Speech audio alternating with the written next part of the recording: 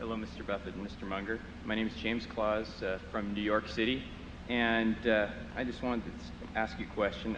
Both you and Mr. Munger have repeatedly said that you don't believe that business valuation is being taught correctly at our universities.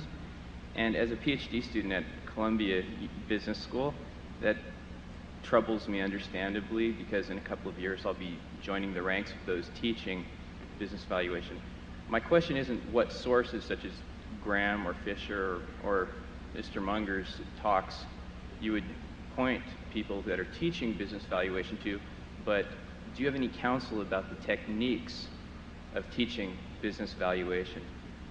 Well, I was lucky. I had a sensational teacher in Ben Graham, and we had a course there. There's at least one fellow out in the audience here that attended with me, and just Ben made it terribly interesting. What we did was we walked into that class and we valued companies, and he had various little games he would play with us. Sometimes he would have us evaluate company A and company B with a whole bunch of figures, and then we would find out that A and B were the same company at different points in its history, for example. And there were a lot of little games he played to get us to think about what were the key variables, and how could we go off the track.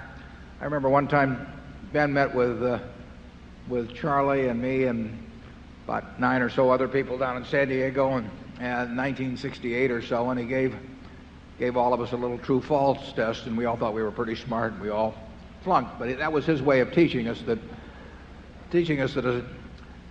a smart man playing his own game and working at fooling you could do a pretty good job at it.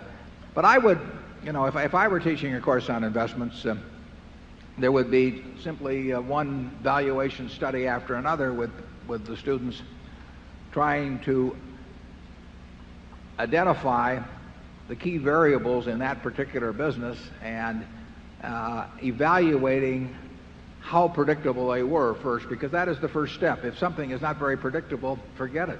You don't have to be right about every company. You have to make a few good decisions in your lifetime. But then when you find, the important thing is to know when you find one where you really do know the key variables, which ones are important, and you do think you've got a fix on them. Where we've done well, Charlie and I made a dozen or so very big decisions relative to net worth, but not as big as they should have been. And we've known we were right on those going in. I mean, they just weren't that complicated, and we knew we were focusing on the right variables and that they were dominant. And we knew that even though we couldn't take it out to 5 decimal places or anything like that, we knew that in a general way we were right about them. And that's what we looked for, the fat pitch. And that's what I would be trying to teach students to do. And I would not try to teach them to think they could do the impossible. Charlie? Yes, if you're planning to teach business valuation, and what you hope to do is teach the way people teach real estate appraising. So you can take any company, and your students, after studying your course, will be able to give you an appraisal of that company, which will indicate really its future prospects compared to its market price. I think you're attempting the impossible. Yeah, probably on the final exam, I would take an internet company, and I would say the final exam, the question is, how much is this worth? And anybody that gave me an answer, I would flunk. Right.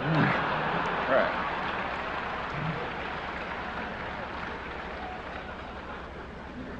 Make grading papers easy too.